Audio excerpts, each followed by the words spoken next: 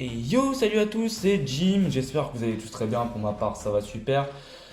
On commence cette année 2023 par une nouvelle vidéo. J'espère que vous avez passé de très bonnes fêtes de fin d'année et tout. Donc voilà.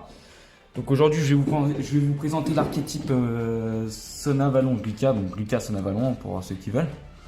C'est un deck plante qui a top en championnat d'Europe récemment. Et du coup, cette année même, en année 2022. Donc du coup, aujourd'hui, je vais vous présenter ma decklist personnelle. Donc du coup, j'espère que ça vous plaira. Que dire de plus sur ce deck? C'est un deck qui est entièrement basé sur les plantes. Tu vas avoir beaucoup de blocs de plantes, donc très intéressant à jouer. Franchement, c'est un deck qui est vachement en une carte. Tu peux très vite partir en one card combo, donc c'est vraiment intéressant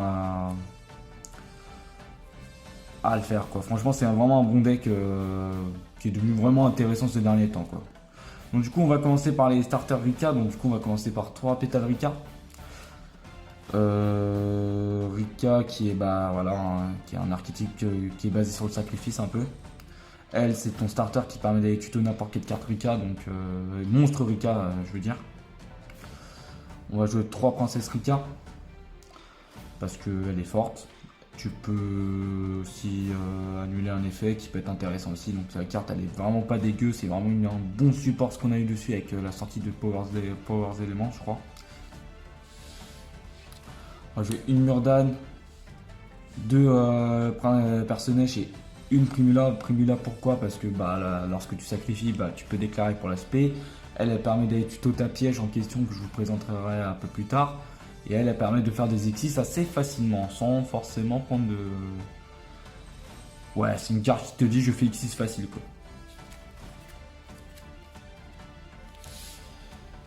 Du coup, on a fini avec les monstres Rika, on va passer par les monstres Sun Avalon. Donc on va jouer 3 astucieuses Soli Solar Grain. Donc qui est une one card combo aussi. Elle te dit une fois que tu es sur le terrain, tu peux partir en full combo sans forcément te faire ta norme ou faire d'autres spés, tu vois. Faire d'autres spés qui nécessiteraient de faire voilà. Elle te dit je norme, je fais ma loupe, voilà c'est parti quoi. Mais tu peux la norme très bien l'aspect grâce à une magie que je vous présenterai un peu plus tard. Donc on va jouer 3 astucieux, on va jouer 2 jumeaux Solar Grain.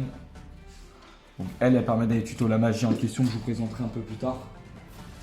Aussi, j'ai failli me péter la gueule, je suis désolé.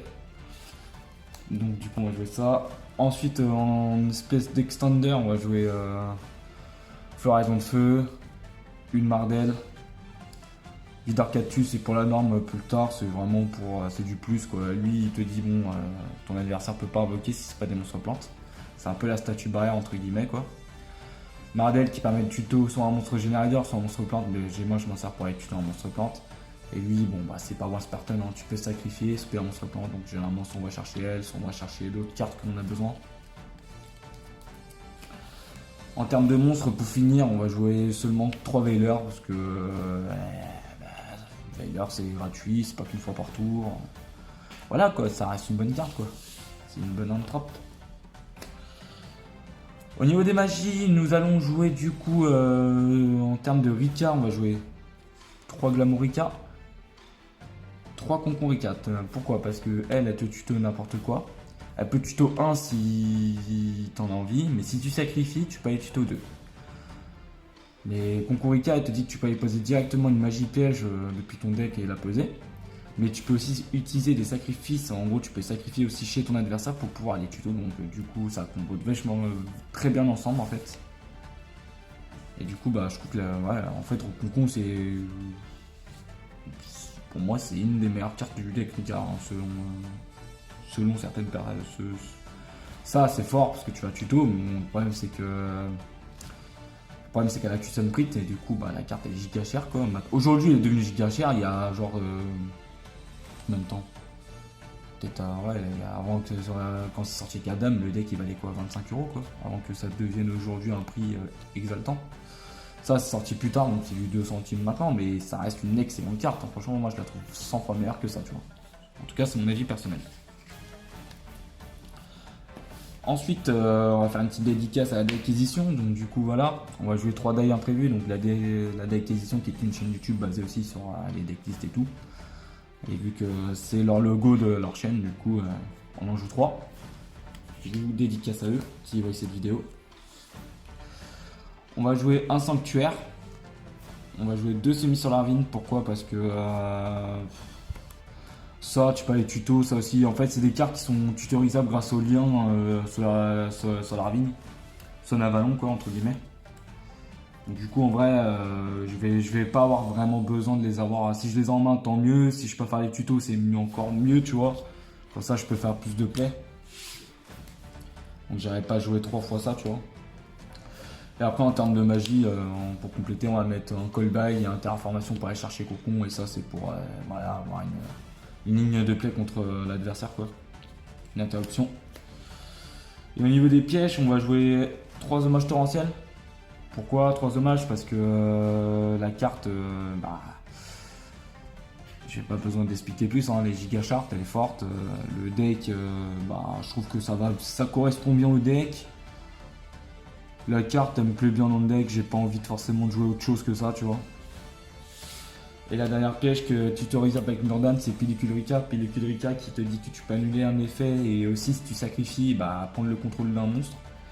Donc c'est vraiment pas dégueu, quoi. C'est vraiment une très bonne pioche pour le coup, même si t'as Tranquillité Rica, t'as plein de cartes qui sont fortes, mais celle-là elle est vraiment excellente. Du coup, on va passer au monstre de l'extra deck. Donc, on va commencer par deux Dryas. Deux Dryas, c'est celle qui va aller faire n'importe quoi. C'est pas qu'une fois par tour, c'est elle qui va lancer le combo un petit peu, tu vois. Batteuse pour pouvoir la respect grâce à son effet à Dryas. Une guériseuse pour pouvoir faire des trucs avec, quoi, aller faire une ligne de play, gagner des points de vie. Donc, ça, c'est ce qu'on va jouer déjà en termes de lien. Lien 1. On va poursuivre avec deux Jasmin. Donc Jasmin qui est très forte, qui est une excellente carte, qui est une win condition aussi d'un côté, parce que si t'as plus de LP et que tu l'as sur ton terrain, t'es content. Hein. Tes monstres ils peuvent pas ce tour là, donc si tu les mets tous en position de défense, autant te dire, t'es content. On va jouer une danse Pelle Sylvan, parce que elle te dit tu peux révéler 3 et pour chaque monstre plante qui a été révélé, tu peux les spé, mais par contre tu peux pas t'en servir comme matériel lien. Si je dis pas de conneries, je vais quand même la relire avant, mais oui, c'est ça, matériel lien. Et du coup, elle est forte parce que si tu révèles, par exemple, Mardel ou d'autres cartes, tu vois, tu les SP et ça reste SP gratuit, quoi, et c'est vraiment marrant à jouer. Donc tu peux faire des exis avec, donc du coup, tu peux faire des trucs sympas, quoi. On va jouer 2 Méliason Avalon pour pouvoir respect la graine, pour pouvoir faire la lien 4 en question, qui est le balancier, le renaissant. Lui, c'est un peu comme le Kishin Longuan, quoi, entre guillemets. C'est en gros, tu vas payer la différence de points d'attaque de ton monstre du monstre que tu vas renvoyer. Du coup, tu le renvoies à la main ou au deck, je sais plus, mais ouais, tu la renvoies à la main. Et en plus, elle, contrairement aux autres liens 4, il a une spécificité, c'est que vu que tu vas faire un gros ligne de play, du coup, tu vas avoir mal et du coup, lui, tu vas pouvoir le respect en bannissant. Le classification en question, donc vu que c'est un lien 4, tu dois bannir 4, donc du coup par exemple tu peux faire 2+2, tu peux faire 1 et 3, franchement c'est vraiment pas dégueu, c'est une excellente carte. Du coup voilà ce qui est du côté lien, et tout ce qui est côté X6, on va jouer 2 Strenalt, on va jouer une arme la reine, et 2 Hyperiton, excusez-moi. Du coup Strenalt sert juste pour pouvoir la sacrifier, pour pouvoir spé l'un des deux. Et elle, elle la sacrifie, donc voilà. Et lui, c'est une negate sont les matériels que tu as achetés, donc magie, piège, monstre. Et en plus, il peut avaler en même temps, donc voilà. Donc du coup, c'était une petite vidéo de présentation du deck Casson Avalon. Je sais que la vidéo, je l'ai fait vite. Et en tout cas, j'essaie de décourter un peu mes vidéos et pas forcément trop expliquer les lignes de play. Donc j'espère que cette vidéo vous aura plu. Si vous avez besoin de plus d'explications, n'hésitez pas à venir me voir, à me poser des questions par commentaire. Si vous avez des idées de vidéos, n'hésitez pas à me les dire aussi. Ça peut être marrant, ça peut être exploitable, on exploite toujours des idées et ça peut être très gaulerie. J'espère que cette année 2023 sera de bonne foi pour vous, d'argent, de bonheur, de bonne conviction. Voilà, c'était mon petit truc à moi, quoi. Je vous dis à la prochaine, bye tout le monde, c'était Jim et merci encore de votre soutien.